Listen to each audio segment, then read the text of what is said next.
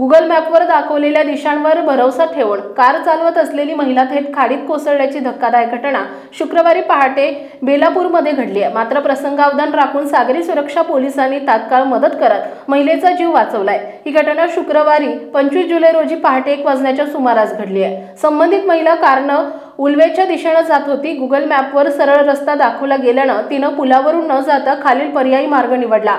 मात्र तो मार्ग थेट ध्रुवतारा जेट्टीकडे जात असल्यानं तिची कार अनपेक्षितपणे थेट खाडीत कोसळली। जवळच गस्त घालणाऱ्या सागरी सुरक्षा पोलिसांच्या ही बाब लक्षात आली। त्यांनी तात्काळ बोटीच्या साहाय्याने घटनास्थळी धाव घेतली।